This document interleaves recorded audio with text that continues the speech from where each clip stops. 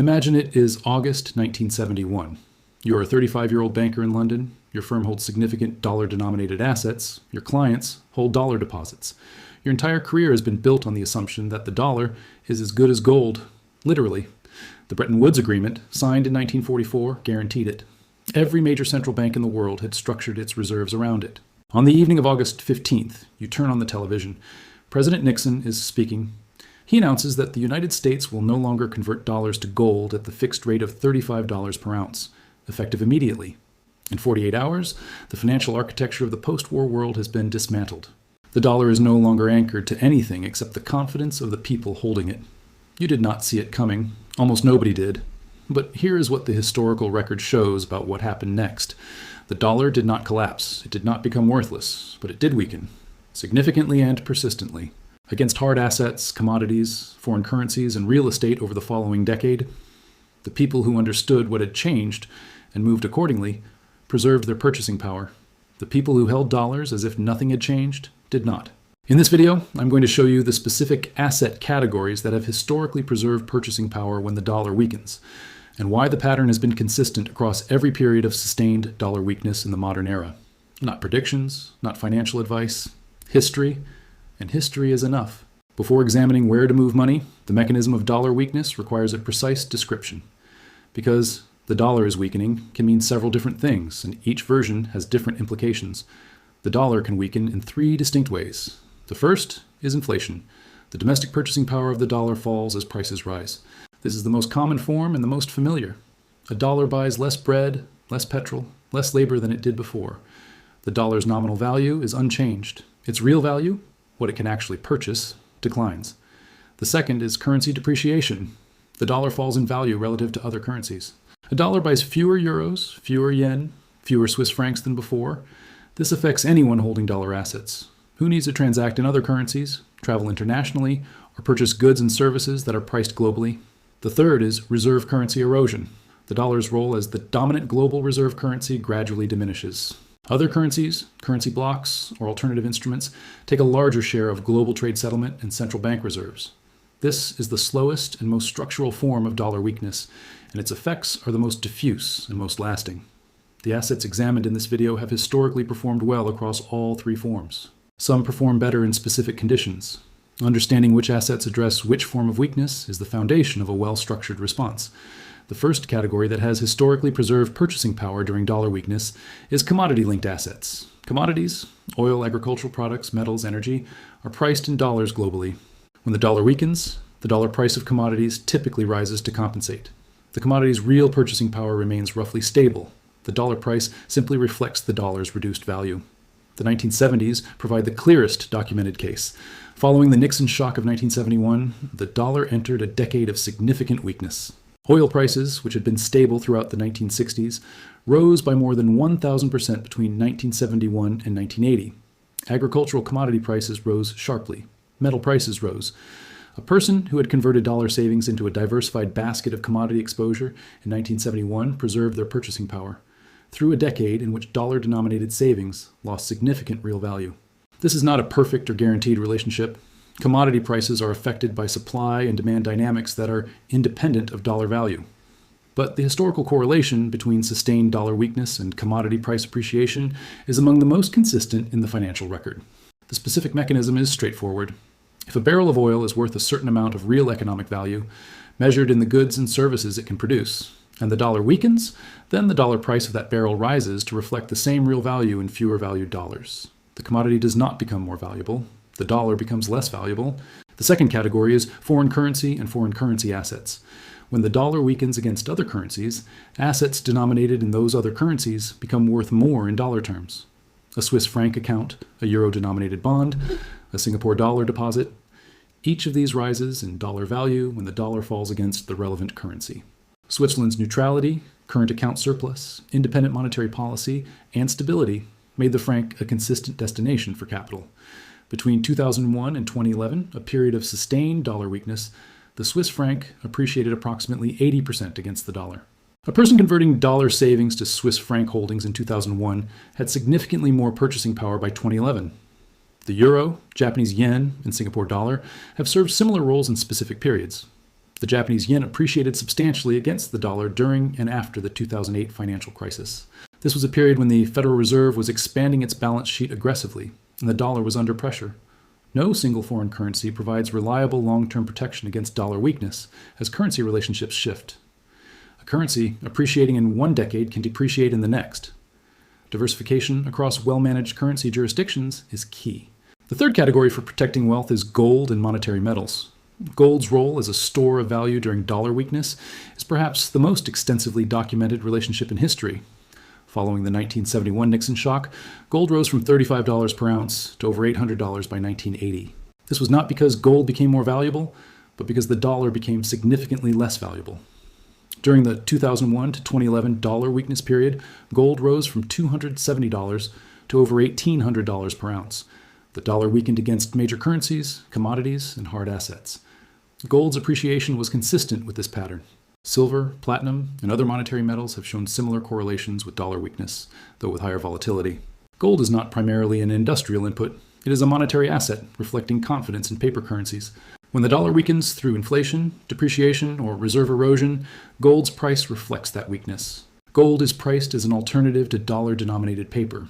A dollar-denominated bond is a promise. Gold is a thing. When confidence in the promise weakens, the thing typically rises in price. The fourth category is real estate in jurisdictions outside the United States. Foreign real estate performs well during dollar weakness for several reasons. The property is denominated in a foreign currency, so dollar weakness means it's worth more in dollar terms.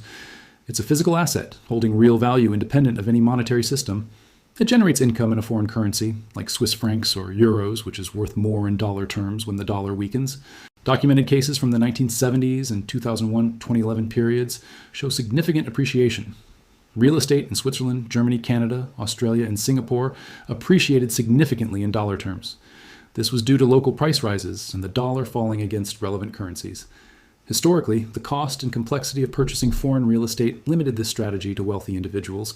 However, the principle extends to more accessible instruments like foreign real estate investment trusts, also funds that hold foreign property, and direct ownership in jurisdictions accessible to middle-class international buyers. The fifth category is equities in countries that benefit from dollar weakness. Dollar weakness is not uniformly bad for all economies. Some countries actually benefit. Countries that export commodities, like oil producers, agricultural exporters, and mining economies, typically benefit. Their commodity prices rise in dollar terms. Countries whose currency appreciates against the dollar see increased purchasing power. Companies earning revenue in foreign currencies see their dollar-denominated profits rise when the dollar falls. Emerging market economies with commodity export exposure have historically shown strong equity performance. Brazilian, Australian, Canadian resource, and Norwegian equities have significant commodity exposure. These markets tend to outperform U.S. dollar-denominated equities during periods of dollar weakness. This is not a simple or mechanical relationship. Emerging market equities carry political, governance, and liquidity risks. The correlation between dollar weakness and commodity economy. Equity performance has been strong historically. The principle is geographic diversification of equity exposure, particularly toward economies with commodity export exposure and strong fiscal positions. This has historically reduced the purchasing power impact of sustained dollar weakness. The sixth category is short duration, inflation-linked government bonds. This is the most conservative and specifically defensive positioning. Inflation-linked bonds adjust their principal value with inflation, like Treasury inflation-protected securities in the US or index-linked gilts in the UK. When domestic prices rise, the bond's principal rises, preserving real purchasing power. Short duration is important because it limits interest rate risk. A long-duration bond falls in price when interest rates rise, often with dollar weakness. Short-duration inflation-linked bonds in strong currency jurisdictions combine protection, like German or Swiss government bonds or Canadian inflation-linked bonds. This category does not provide dramatic appreciation like gold or commodities. It provides steady, reliable, low-volatility preservation of real purchasing power, the defensive anchor of a well-structured response to dollar weakness, 6 categories, documented across every period of sustained dollar weakness. The London Banker of August 1971 did not have this framework available. The historical record of which assets performed best did not yet exist. He was navigating without a map. You are not. The 1970s dollar weakness is documented.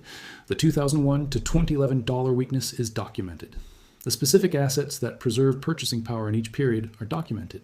The mechanisms by which they provide protection are understood. None of this tells you when the next period of sustained dollar weakness will arrive. History does not operate on a schedule.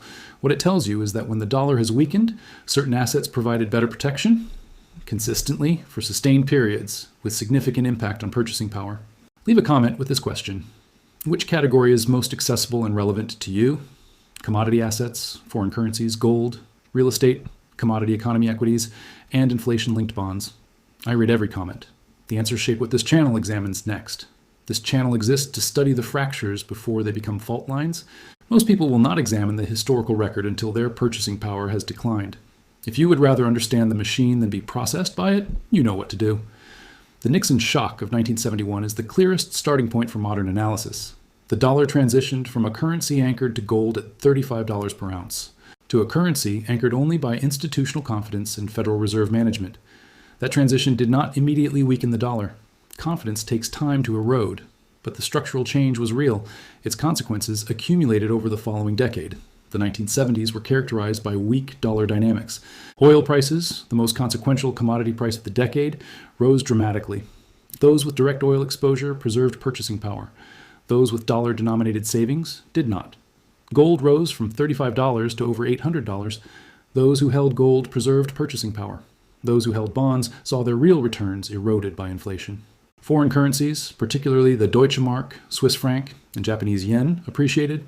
European and Japanese investments appreciated in dollar terms for American holders.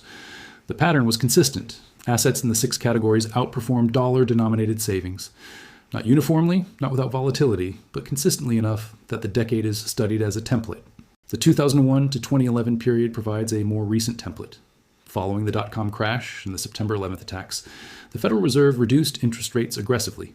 The resulting low interest rate environment, combined with the fiscal cost of 2 wars and increasing current account deficits, created a sustained period of dollar weakness. The dollar index, which measures the dollar against a basket of major currencies, fell approximately 40% between 2001 and 2011. Gold appreciated approximately 7-fold. Oil rose from approximately $20 per barrel to over $100. The Australian dollar, Canadian dollar, and Norwegian krone, all commodity-linked currencies, appreciated substantially against the US dollar. Investors who held assets denominated in these currencies preserved purchasing power that dollar-denominated savers lost.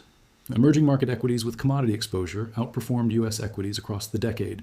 Brazilian equities, Australian resource stocks, and Canadian energy companies all generated returns that significantly exceeded US dollar-denominated equity returns on a purchasing power basis. The 6 categories performed. Not identically, not without risk, not with perfect consistency, but with enough consistency to be documented and studied.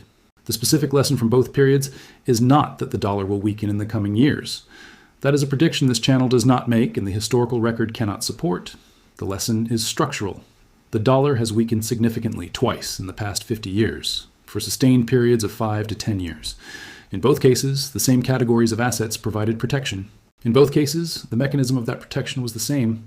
Real assets, foreign currency assets, and commodity-linked assets maintained purchasing power, while dollar-denominated savings eroded. The question the historical record leaves open, and the question this video is designed to prompt, is not when the next period of dollar weakness will arrive. The question is whether you have examined the historical record carefully enough to understand what protection looks like when it is needed, so that you are not, like the London banker of August 1971, positioned entirely in assets that assume a monetary arrangement that no longer exists. The arrangement always looks permanent from the inside. In 1971, the gold standard had been in place for 27 years. It felt permanent. It was not. The institutional arrangements that anchor confidence in any currency are, by their nature, contingent on the continued willingness of the institutions to maintain them. When that willingness changes, through fiscal pressure, through geopolitical realignment, through loss of confidence, the currency reflects that change. The 6 categories documented in this video do not assume that the dollar will weaken. They do not require that assumption to be useful. They provide diversification across asset types, currencies, and economic exposures that reduces the concentration risk of any single currency arrangement. The London banker, who held only dollar assets in August 1971, had concentrated risk in a single arrangement. The historical record suggests that concentration, in any single currency, any single asset class, any single institutional arrangement, is the condition that financial restrictions, currency weakness, and monetary transitions consistently exploit. Diversification is not a strategy for pessimists. It is a strategy for people who have read the historical record carefully enough to know that the arrangements that feel permanent rarely are. The fractures are visible before they become fault lines. The The question is whether you are looking. The 6 categories are not equally accessible to every person in every circumstance. Purchasing foreign real estate requires capital and legal navigation that most individuals cannot easily manage. Direct commodity exposure through futures markets requires financial sophistication that most retail investors do not have. But the principle behind each category is accessible in simplified form. Gold can be held physically or through exchange-traded instruments. Foreign currency exposure can be accessed through international bank accounts, foreign currency savings accounts, or currency-hedged investment funds. Commodity exposure can be accessed through diversified commodity funds. Inflation-linked bonds are available directly through government programs in multiple countries. The point is not that every person needs every category. The point is that understanding what each category does, why it has historically preserved purchasing power during dollar weakness, through what specific mechanism, allows you to evaluate which combination is appropriate for your specific situation and your specific risk tolerance. The London banker of 1971 did not have this analysis available. The pattern had not yet been documented because the decade that would document it had not yet occurred. 50 years later, the pattern is documented. The mechanisms are understood. The historical record is available to anyone willing to examine it. That is enough.